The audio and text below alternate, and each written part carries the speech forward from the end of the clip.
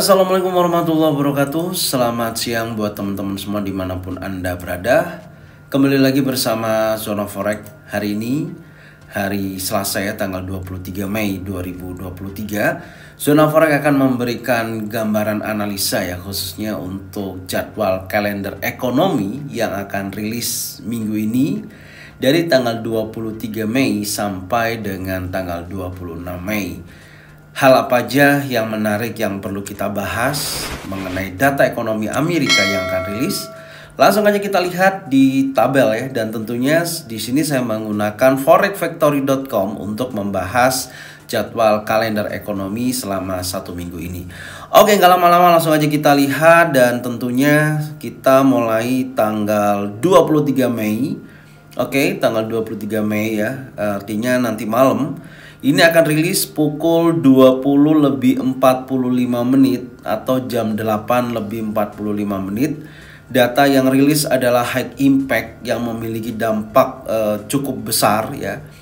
Yaitu yang pertama ada flash manufacturing PMI. Nah, sebelum saya menjelaskan data yang rilis ya, sesuai seperti apa, tentunya teman-teman saya akan menjelaskan flash manufacturing PMI ini adalah indikator ya untuk mengukur aktivitas manufaktur di suatu negara, di mana pasti berpengaruh juga terhadap inflasi, di mana jika mana data aktivitas manufaktur ini meningkat, menunjukkan angka positif, maka akan berpengaruh kepada indeks dolar akan terjadi penguatan.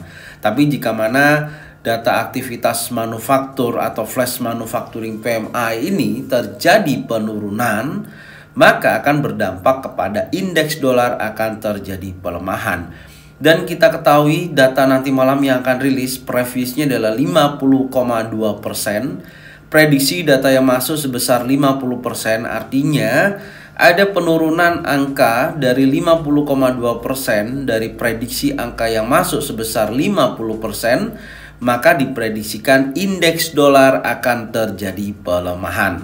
Dan jika mana actualnya hasilnya sesuai dengan forecast atau di bawah forecast, maka akan menunjukkan data aktivitas flash manufacturing PMI akan menunjukkan pelemahan pada indeks dolar. Tapi kalau nanti datanya menunjukkan angka di atas forecast, maka menunjukkan positif untuk indeks dolar. Ini data yang pertama, dan bebarengan dengan data berikutnya ya, pukul yang sama, pukul 20:45, di mana ada flash service PMI. Nah, flash service PMI ini indikator untuk mengukur aktivitas sektor jasa, di mana aktivitas jasa ini jika mana meningkat atau permintaannya naik, maka akan dianggap positif untuk indeks dolar.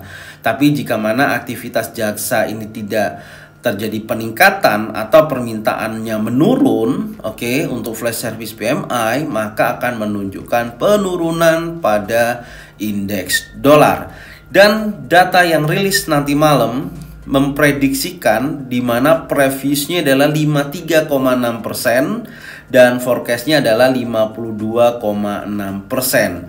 Jika mana data aktualnya sesuai dengan forecast karena ada angka penurunan, maka indeks dolar diprediksi akan terjadi pelemahan. Tapi jika mana angkanya di atas daripada forecast, maka menunjukkan penguatan pada indeks dolar. Dan untuk data sementara diprediksikan turun dari previous 53,6% menjadi 52,6%. Di sini menunjukkan bahwasanya terjadi pelemahan pada indeks dolar. Jadi itu adalah data high impact. Dan untuk malamnya ya, pukul 21.00 di sini ada new home sales, di mana new home sales ini indikator mengukur penjualan rumah baru, dengan namanya new home sales. Jika mana data penjualan rumah baru ini positif, angkanya naik, maka dianggap menguatkan ekonomi. Artinya jika mana ekonomi di suatu negara itu positif, maka berdampak kepada indeks dolar akan terjadi penguatan. Oke, kalau kita lihat dari datanya, previousnya sebesar 683.000, prediksinya turun menjadi 665.000.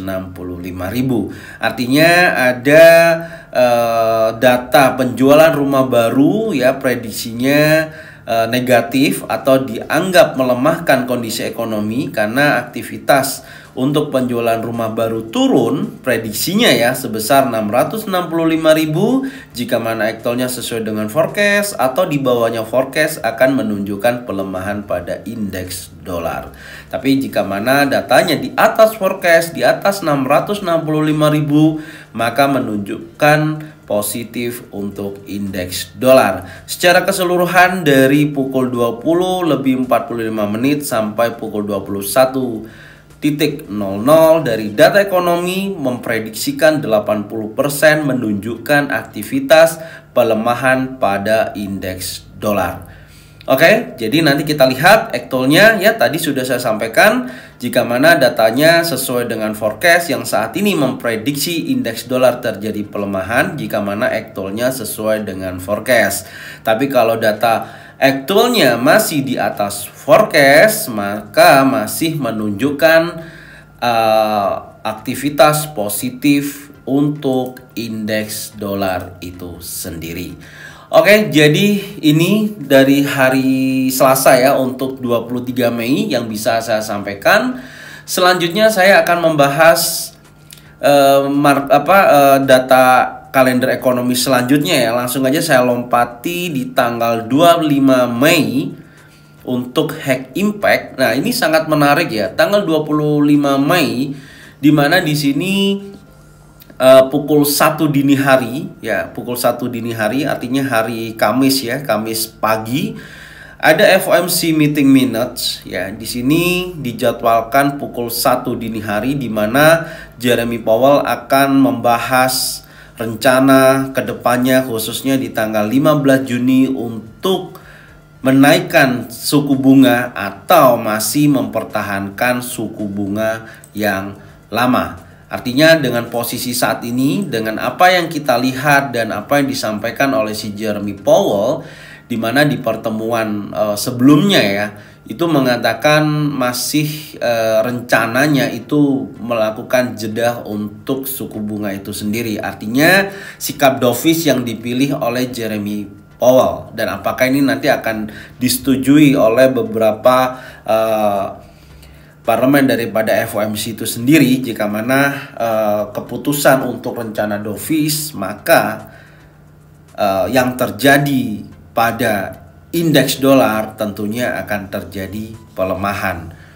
ya, seperti itu. Dan jika mana sikap hawkish daripada si Jeremy Powell ya tentunya akan meningkatkan kenaikan daripada indeks dolar itu sendiri. Itu pengaruhnya ya, dimana dari Federal Reserve jika mana menaikkan suku bunga sebesar 25 basis point sekali lagi ya, seperti pertemuan di bulan Mei kemarin, maka mengidentifikasi bahwasanya indeks dolar akan terjadi penguatan. Tapi jika mana menandai adanya dovish untuk tanggal 15 Juni, tidak ada kenaikan suku bunga, hanya mempertahankan suku bunga yang lama, maka memprediksikan bahwasanya indeks dolar akan terjadi pelemahan. Dan tentunya ini juga pasti akan dibahas masalah pinjaman Amerika yang gagal bayar, itu juga pasti sangat berpengaruh. Dan saat ini minggu ini adalah minggu yang krusial ya tentunya, dan beberapa kondisi perbankan yang ada di Amerika yang memang masih belum stabil maksudnya. Oke, itu yang perlu nanti kita lihat ya, kecenderungannya sikap dovish ataupun hawkish saat ini 85% menurut saya Jeremy Powell mengambil keputusan dovish karena di 2 kali pertemuan mengatakan akan rencananya melakukan jeda untuk suku bunga berikutnya di bulan Juni. Oke ya, jadi itu pukul 1 dini hari perlu teman-teman pantau dan lihat hasilnya nantinya. Kemudian di hari yang sama tanggal 25 Mei ini untuk pukul malam ya 19.30 untuk Hack Impact juga di sini ada GDP ya, prelim GDP. Ini sangat berpengaruh juga untuk prelim GDP ini mengukur pertumbuhan ekonomi di suatu negara. Oke, ekonominya lagi bagus atau tidak, ini sangat berpengaruh. Kalau kita lihat prelim GDP sendiri, angka sebelumnya adalah 1,1%, prediksinya 1,1%, artinya angkanya sama, ya tidak ada perubahan karena dari data sebelumnya di bulan April ya, itu GDP-nya turun dari 2% menjadi 1,1%. Maka kalau kita perhatikan dengan angka GDP yang sama, ya menurut saya masih memiliki kecenderungan ekonomi yang masih membaik, yang masih positif ya. Jika mana datanya sesuai dengan forecast, maka indeks dolar akan kembali lagi menguat.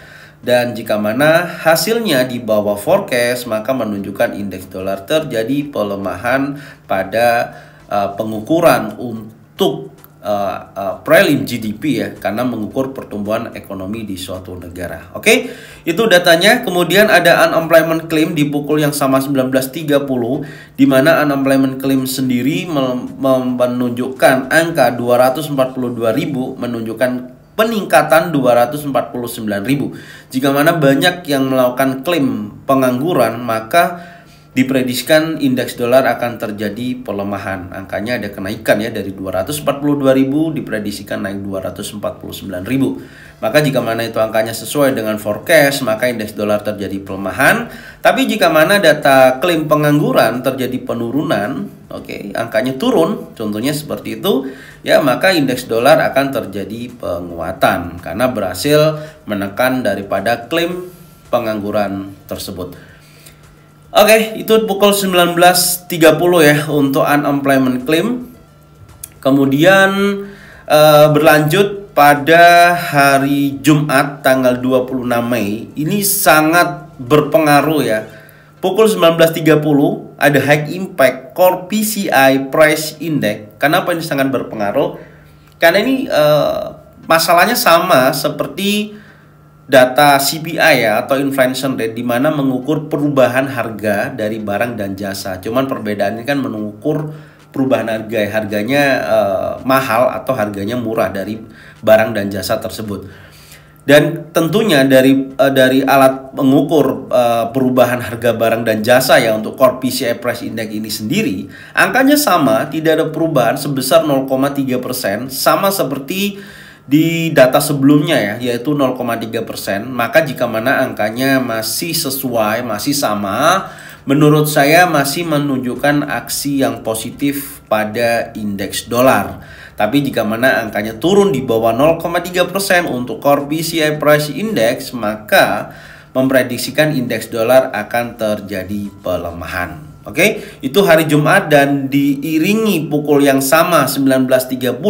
Di sini ada core durable good order dan durable good order, di mana angkanya dua-duanya menunjukkan aksi turun ya. Dari data previous ke forecastnya ada penurunan. Kalau dari core durable good sendiri 0,2% turun menjadi 0,0%, maka memprediksikan indeks dolar terjadi pelemahan.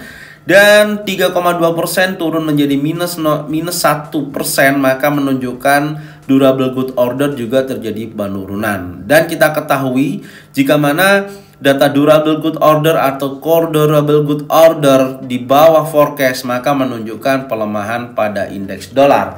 Dan buat teman-teman, untuk informasi, durable good order ini adalah pesanan barang tahan lama ya, pesanan barang tahan lama yang tentunya ini istilahnya gini, indikator ini mengukur perubahan persentase dalam nilai total pesanan barang tahan lama gitu, termasuk pesanan di sektor transportasi yang tentunya yang volatile ya, itu mencakup pesanan untuk barang-barang seperti pesawat terbang, mobil, peralatan elektronik, dan mesin industri. Dan ini durable good order memberikan gambaran lebih komprehensif tentang aktivitas pesanan barang tahan lama di seluruh sektor ekonomi. Pasti sangat berpengaruh. Ya, kalau core durable good itu perbedaannya hanya pada jadi gini, indikator ini kan mengukur perubahan persentase dalam nilai pesanan barang tahan lama, sama ya, seperti mesin, industri, peralatan transportasi, dan barang mobil lainnya tanpa memasukkan sektor transportasi ya yang volatile. Jadi di luar transportasi, bedanya di situ. Hal ini dilakukan untuk mencerminkan tren dasar dalam kegiatan pesanan barang tahan lama yang tidak terpengaruh oleh fluktuasi. Dan tentunya ini sangat berpengaruh. Jadi itu ya kondisinya ketika datanya di bawah forecast seperti prediksi seperti ini, keluar actualnya sesuai dengan forecast, maka menunjukkan aktivitas negatif pada indeks dolar. Tapi kalau datanya di atas daripada forecast, maka akan menunjukkan positif untuk indeks dolar itu sendiri. Oke, jadi ini ya yang perlu kita perhatikan dan sangat berpengaruh tentunya, termasuk juga pukul 21.00 ya terakhir yang akan kita bahas, yaitu consumer sentiment ya, dimana datanya ada peningkatan. Ini dirilis jam 9 dan consumer confidence atau consumer sentiment ini mengukur tingkat kepercayaan konsumen ya. Nah, dimana datanya 57,7, ada posisi kenaikan di atas 8,2%. Jadi memprediksikan bahwasanya indeks dolar akan terjadi penguatan. Oke, jadi ini yang bisa saya sampaikan, data ekonomi selama 1 minggu ya yang rilis dan perlu teman-teman pantau. Tadi udah saya sampaikan apa itu dari data-datanya dan seperti apa berpengaruhnya kepada indeks dolar. Silakan dicatat atau dijadikan referensi ketika rilis news nantinya. Oke, semoga bermanfaat dan tonton videonya ulang-ulang jika mana masih bingung. Silakan tanyakan di kolom komentar. Oke, thank you ya buat semuanya. Salam sehat, salam profit konsisten. Jangan lupa subscribe, like, komen, dan bunyikan loncengnya untuk bisa mendapatkan notifikasi dari Zona Forex. Thank you buat semuanya. Salam profit konsisten. Assalamualaikum warahmatullahi wabarakatuh.